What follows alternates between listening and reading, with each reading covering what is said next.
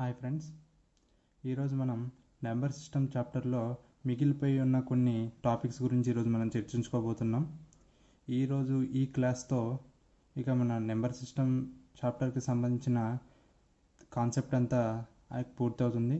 ఇంకా చిన్న చిత్కా టాపిక్స్ ఏమన్నా ఉంటే ప్రాబ్లమ్స్ చేసేటప్పుడు వాటిలో మనం దాని గురించి క్లియర్గా డిస్కస్ చేసుకుందాం. రేపటి నుంచి ఇక మొత్తం ప్రాబ్లమ్సే ఉంటాయి.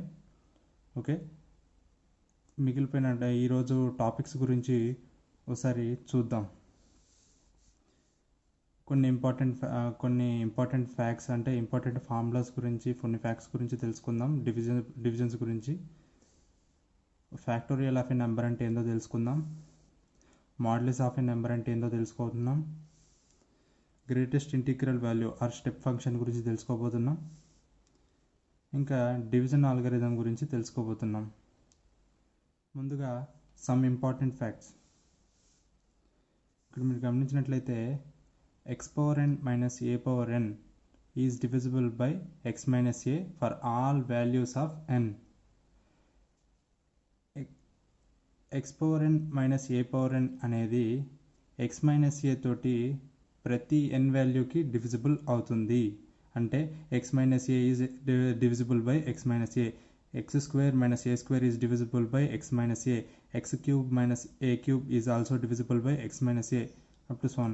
అంటే n యొక్క ప్రతి వాల్యూకి x minus a అనేది డివిజిబుల్ అవుతుంది. Next fact, x power n minus a power n is divisible by x plus a for all even values of n. Okay, x power n minus a power n అనేది x plus a కి X plus ఏతో divisible అవుతుంది. ఎప్పుడైతే ఎన్ values ఈవెన్గా ఉంటాయో అప్పుడు మాత్రమే divisible అవుతాయి. For example, x square minus a square is divisible by x plus a. అంటే ఎక్స్ స్క్వేర్ మైనస్ ఏ స్క్వేర్ని మనం ఎలా రాసుకోవచ్చు? X plus a into x minus ఏగా రాసుకోవచ్చు. అప్పుడు ఎక్స్ ప్లస్ ఏ ఉంది కాబట్టి ఇట్ ఈస్ డివిజిబుల్. ఓకే, ఇంకొక fact, x power n plus a power n is divisible by x plus a for all odd values of n. x power n plus a power n అనేది x plus a తోటి divisible అవుతుంది. ఎప్పుడు n values అనేవి ఆడ్గా ఉన్నప్పుడు మాత్రమే. Okay, next topic, factorial of a number. Factorial of a నెంబర్ని మనం ఇలా డినోట్ చేస్తామన్నట్టు ఈ సింబల్ తోటి. ఓకే, అంటే ఇక్కడ n ఫ్యాక్టోరియల్ అంటే ఏందో చూడండి. n factorial is equals to n into n minus 1 into n minus 2 into up to so 1 3 into 2 into 1. Okay, for example ఇప్పుడు 3 ఫ్యాక్టోరియల్ ఉందని అనుకుందాం.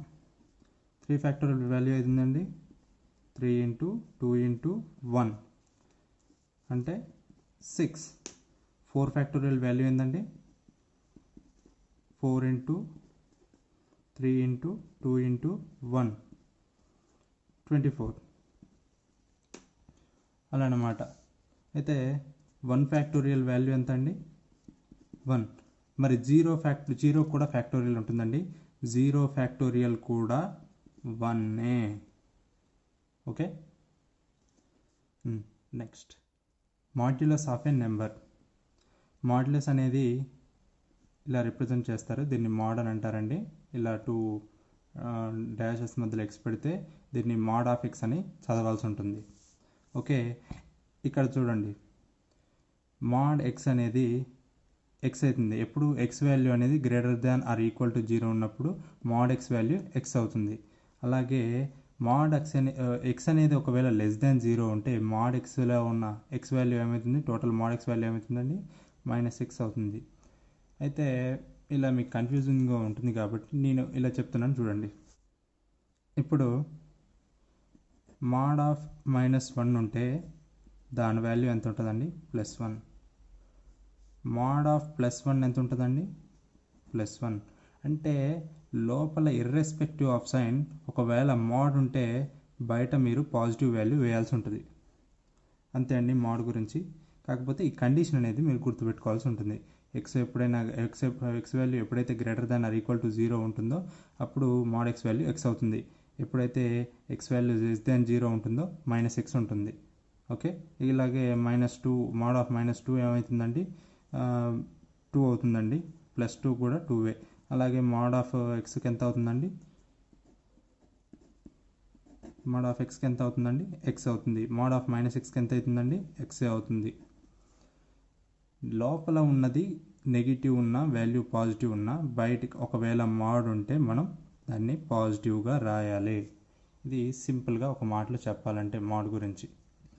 Okay, next greatest integral value. దీన్ని ఇలా రిప్రజెంట్ చేస్తారండి, 2 స్క్వేర్ బ్రాకెట్స్ మధ్యలో రిప్రజెంట్ చేస్తారండి. దీన్ని step X అని కూడా పిలుస్తారండి, స్టెప్ ఫంక్షన్ అని కూడా పిలుస్తారు. దీన్ని ఎలా చదవాలండి, స్టెప్ ఎక్స్ అని చదవాలి దీన్ని. ఓకే, దీన్ని స్టెప్ ఫంక్షన్ అని కూడా పిలుస్తారు. సెకండ్ పాయింట్ అదే. అయితే దీని డెఫినేషన్ ఏంటంటే greatest integer not exceeding X. Okay, ఇలా రిప్రజెంట్ చేస్తే ఏంటంటే ఈ వాల్యూ అనేది గ్రేటెస్ట్ ఇంటీజర్ ఎక్స్ వాల్యూని మించకుండా ఉండే గ్రేటెస్ట్ వాల్యూ అని అర్థం. అంటే ఇప్పుడు ఒక ఎగ్జాంపుల్ చూద్దాం. ఎగ్జాంపుల్ ఏంటంటే స్టెప్ ఆఫ్ 1.05 ఉందని అనుకుందాం.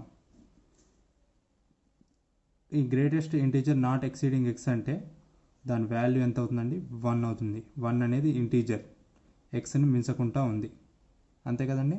నెక్స్ట్ ఇప్పుడు ఎంత 2.5 అని ఉందనుకుందాం, 2.3 అని ఉందనుకుందాం. దీని వాల్యూ ఎంత ఉంటుందండి 2 ఉంటుంది. ఓకే, 0.0 ఉందనుకుందాం, దీని వాల్యూ ఎంత అండి 0. మరి స్టెప్ ఆఫ్ -0.5 ఎంత అంటే అండి అప్పుడు 0 కాదండి, ఇక్కడ మిస్ అవుతారు చాలామంది, -1 అవుతుంది. గ్రేటెస్ట్ ఇంటిగ్రల్ వాల్యూ ఎంత అవుతుందండి, నాట్ ఎక్సీడింగ్ 0.5 అంటే -1 అవుతుందండి. పొరపాటున కూడా 0 పెట్టకండి, మిస్టేక్ చేయొద్దు. అలాగే ఒకవేళ ఇప్పుడు -2.3 ఉందనుకుందాం, అప్పుడు దీని వాల్యూ -3 ఉంటుందండి. గ్రేటెస్ట్ ఇంటిగ్రల్ వాల్యూ -3 ఉంటుంది, 2 కాదు. 2 వేస్తే రాంగ్ అండి, చాలామంది కన్ఫ్యూజ్ అయ్యేది ఇక్కడనే. Okay, next division algorithm. దీన్ని యూక్లిడియన్ అల్గారిథం అని కూడా పిలుస్తారు. అయితే ఇదేం చెప్తుందంటే dividend is equals to divisor into quotient plus remainder. సరే, అంతా బాగానే ఉంది. మరి డివైజర్, డివిడెండ్, కోషెంట్, రిమైండర్ అంటే ఏందనేది ఇప్పుడు చూద్దాం. మనం ఎప్పుడైనా ఇప్పుడు ఒక నెంబర్ని ఒక నెంబర్తో డివైడ్ చేస్తున్నాం అనుకుందాం. ఆ నెంబరు డివిడెండ్ అవుతుంది, డివైడ్ చేయమని ఇచ్చిన నెంబరు డివైజర్ అవుతుంది. మనకు వచ్చిన వాల్యూ అనేది కోషెంట్, మిగిలిపోయిన ఉన్నది రిమైండర్. ఓకే, ఫర్ ఎగ్జాంపుల్ ఒక ఎగ్జాంపుల్ తీసి చూద్దాం. ఇప్పుడు మనం 50 డివైడెడ్ బై 7 అనేది చేసి చూద్దాం. డివిజన్ ఏంటి, డివైడర్ ఏంటి, అలాగే ఈ డివిజన్ అల్గారిథంలో పెట్టి మనం అది కరెక్టా కాదనేది చూద్దాం. ఓకే, 50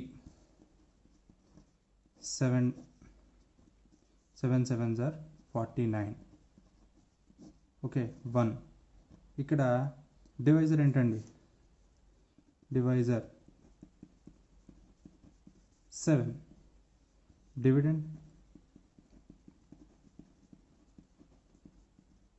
50, కోషెంట్ అది కూడా 7, అండ్ రిమైండర్ ఎంత అండి, that is 1.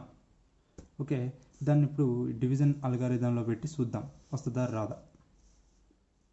Okay, divisor 7, dividend 50, quotient 7, remainder 1. Okay, division అల్గారిథంలో ఇప్పుడు పెట్టి చూద్దాం. డివిడెండ్ 50 అండి, that is equals to divisor ఎంత అండి 7, ఈ 7 ఇక్కడ ఉన్న 7 ఇంటూ కోషెంట్ ఎంత అండి 7 ఇది, ప్లస్ రిమైండర్ ఎంత అండి 1, మొత్తం కలిపితే 49 ప్లస్ 1 50. ఓకే అండి, ఇది డివిజన్ అల్గారిథం. ఇంతటితో నెంబర్ సిస్టంలో ఉన్న కాన్సెప్ట్స్ అన్నీ అయిపోయాయండి. ఇక రేపటి నుంచి మనం ప్రాబ్లమ్స్ చూద్దాం. Okay. Thanks for watching. Have a nice day.